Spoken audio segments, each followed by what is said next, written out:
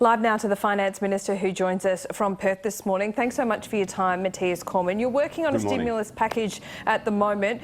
Is the purpose of it to avoid recession? Well, the purpose of it is to ensure that we can keep business in business and keep Australians in their jobs.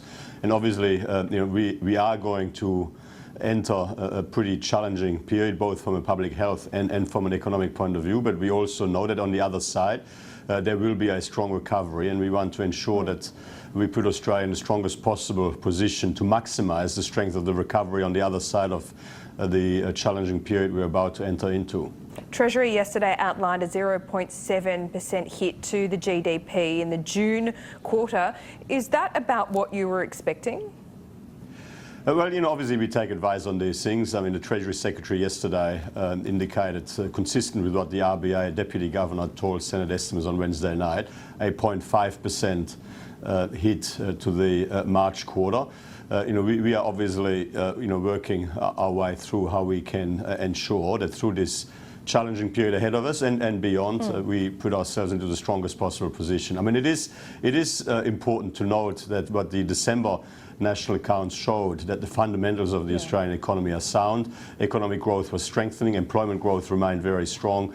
We had the strongest growth in disposable income in the last 6 months of 2019 in 5.5 years. So things fundamentally were heading in the right direction, but this is an economic shock. This is an event beyond our control that we will have to deal with, and we are making judgments to put ourselves in the best possible position. A 0.7% hit to GDP doesn't mean much to most people. So can you give us an idea of what that might mean in dollar terms? Is it in the order of $10 billion in terms of a hit to the economy, or is it more? Do you need to spend around that?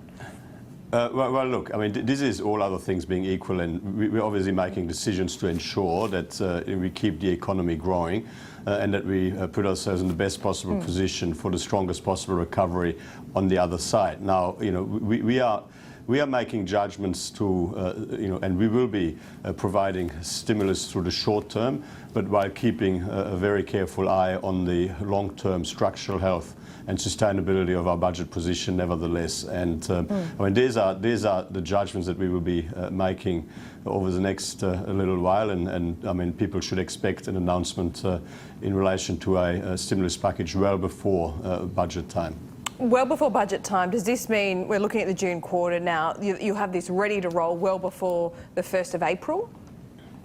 We would expect to be making relevant announcements in the next few weeks. Okay. Business will be the focus, as you've outlined. What is the best way to keep cash flowing and stimulate the economy? We've seen a lot of ideas thrown up, a lot of things the Treasurer has confirmed that the government is looking at. What is the best way to get that money out as quickly as possible?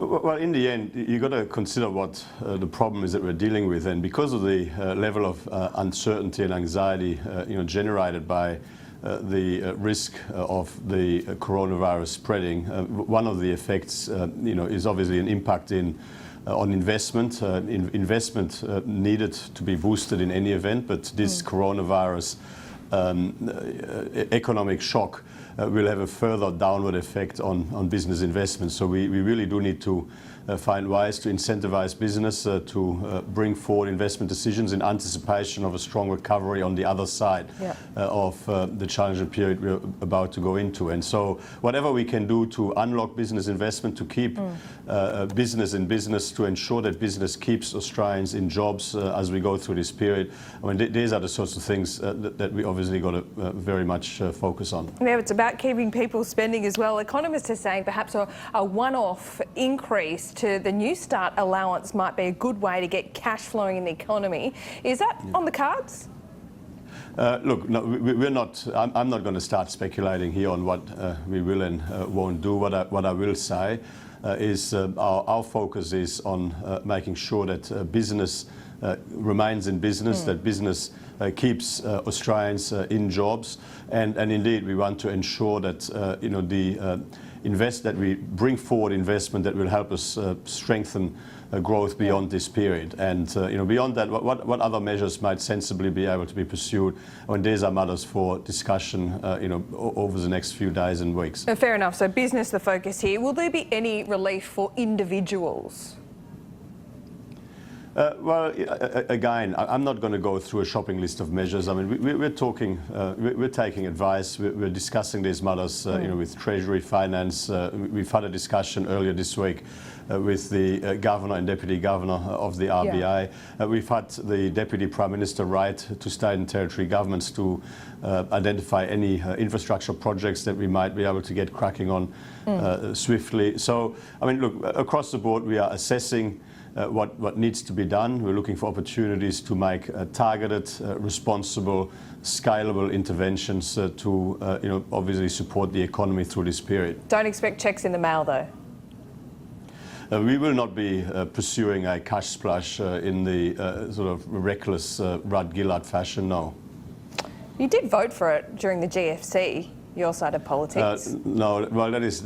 I think that is a rewriting of history. We supported the initial first phase and quite proportionate stimulus package. We were very concerned and totally opposed to the major reckless cash splash that followed. Okay, well, how big is the budget deficit going to be now? Look, I mean, the half-yearly budget update in December showed a $5 billion surplus for the 2019-20 financial year. The next update in terms of the fiscal position for 2019-20 and the forward estimates will be the budget on the second Tuesday in May. Clearly, there's been an impact already in terms of revenue. There'll likely be an impact on the spending side of the budget, both because of what's happening in the economy and because of policy decisions that we are making. But what precisely those numbers will be, that will be updated and reconciled in the budget. What are the new mugs going to say? Sorry? What are the new mugs going to say? Back in black was the last budget. What's it going to be this time around? Well, we were of course back in the black when we released the budget in April 2019. And let me say, I mean, if we had not done the hard yards to repair the budget mess we inherited, if we had not done the hard yards over the last 6.5 years, we would be going into this challenging period in a much weaker position. We are going into this period in a much stronger position because of the hard work that we've put in to ensure that spending growth was brought under control, to ensure that we brought the budget back into balance in 2018-19, and indeed that we had a projected forecast surplus position over the forward estimates and the medium term. So this is an external economic shock. It is something that happened beyond our control, but we are dealing with it, and we're in a better position to deal with it because of the work that we've done. Well, I hope Scott Cam's stimulating the economy. He gets paid more than you, it occurred to me this morning, and he hasn't made one public appearance in 6 months. Are you jealous? Look, I mean, obviously I want to see him do the job that he was contracted to do. It's a very important area. We want him to inspire young people to pursue apprenticeships and careers in the trades. So I'm sure that he will work very hard. Mathias Cormann, thank you. Live from Perth this morning. Always good to talk to you.